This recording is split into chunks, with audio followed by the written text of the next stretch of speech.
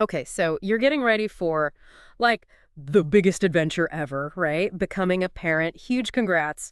But before you let those little explorers loose in your home, we gotta talk about making it safe. And I'm not just talking about the obvious stuff, covering outlets, you know the drill.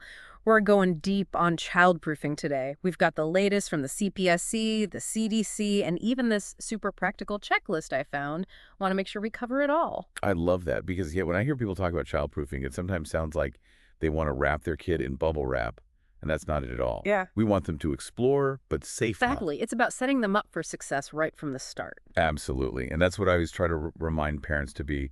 Childproofing isn't some one-time thing you do and then you're done. Yeah. The CPSC, they're big on this idea of layers of protection. Yeah, layers of protection. What's that all about? So it's not like there's one magic thing that makes your home childproof, right? It's about having like multiple strategies all working together. And those strategies, well, they've got to change as your child grows. Because think about it, they're developing new skills, new ways to get into things. Let's be real. Oh, tell me about it. I remember one time I found my toddler on top of the kitchen counter, still have no idea how they climbed up there. It really hit home, like you got the thing like a tiny daredevil. See?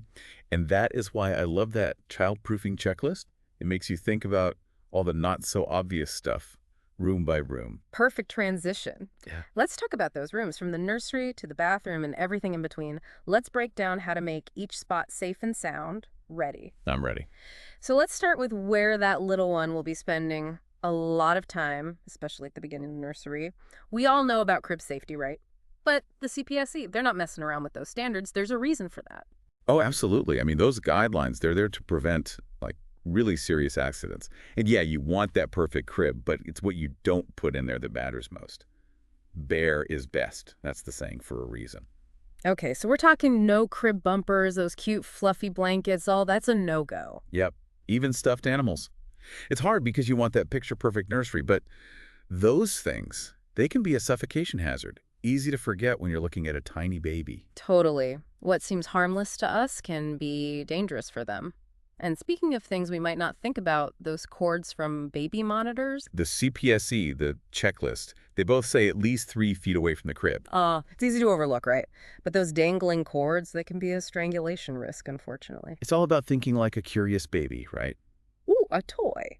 Okay, let's move on from the nursery to, well, another spot that can be a little dangerous if you're a curious toddler for the kitchen. Oh, for sure. So many things in there. And the CPSC, they have great advice on making it safer. Like, yeah, cabinet latches, those are a given, but they talk about going beyond just keeping the cabinets closed, too.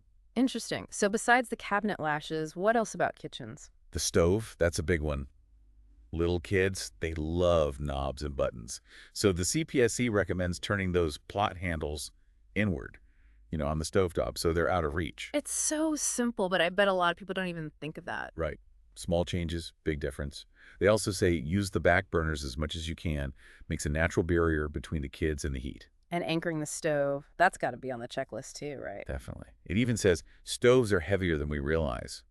But a toddler who's determined they can pull one over, scary. Oh my gosh, yes. And speaking of heat, what about scalding? That's another kitchen risk. Huge. The CDC, they actually recommend setting your water heater to 120 degrees to prevent burns. It seems weird, but that little bit cooler makes a difference. Makes sense. And what about those anti-scald things you can get for faucets, shower heads? Another good one, and the checklist mentions that too, an extra layer of protection, especially when those tiny hands are grabbing everything. Ready to move on from the kitchen? This is making ME anxious. Let's head to a room where hopefully our little ones will feel calm, the living room. But of course, even there, hazards are lurking. Right. CPSC, they say TV and furniture tip over is big hazard. Seems obvious, but anchoring that heavy stuff to the wall is so important. And the cords, not just electrical this time either. You know it, blind cords. The checklist says to secure those too, those loops can be dangerous. And then since we're on a roll with hidden dangers, one more room also involving water, the bathroom. Oh yeah, the bathroom. It's easy to think, oh, it's just a few inches in the tub. But drowning, the CDC makes it clear, it happens so fast, even in a little bit of water. You just never know. Better to be safe than sorry. Exactly. Never, ever leave a child alone in the bathroom, even for a second. And this seems small, but the checklist mentions it. Toilet lids. Keep them closed. You can even get a lock for it. It's funny, you go through life as an adult, seeing the world one way, then those little ones come along, suddenly everything looks different. Isn't that the truth? And it's amazing how, like, even little kids, they're so creative, you know? Especially when it comes to getting into stuff. They spot the loopholes we don't even see. Like tiny explorers, testing boundaries, always pushing. Exactly. The child-proofing guide, it had this whole thing about it. Some toddlers, they figured out how to, like, defeat cabinet latches. Even the really secure ones. Whoa, yeah, I believe that. Which is why we got to think like them, right? During this whole process, those hidden dangers, the stuff we might not even notice at first For glance. sure. The checklist is clutch for that. Like choking hazards. Okay, we all know about small toys. But loose change, marbles, even those little plug-in nightlights. Oh, good point. Things you wouldn't think about until you're down there, at their level. Right. And while we're on those not-so-obvious things, medication. Mm. I know, seems basic. But child-resistant does not mean child-proof. Huge difference there. The CPSC is really serious about that. Mhm. And CDC, they're big on treating medicine super carefully around kids. Like, don't even call it candy. They'll pick up on that. Makes you realize how much we got to be mindful, even about the little things. Totally. Speaking of which, digital devices. They're everywhere. Oh, good one. Kids love those bright screens, all those buttons. Exactly. And I love this tip from the checklist. Have a designated charging spot. Out of reach. Completely. So they can't get the devices, A and D, no tripping on cords in the hallway. Those layers of protection again. Yes. It's not just the stuff, it's the supervision. And teaching kids about safety as they grow. Reinstalling your house constantly. It's never really done, isn't it? It's a process. Exactly. Put out that checklist, walk through your house seriously, try to see it like a kid would, get on your hands and knees, explore. You might be surprised what you find. And that CDC link, tons of info on there too. Okay, wow, we covered a lot. From furniture to toilet lids, creating a safe but fun place for our little ones.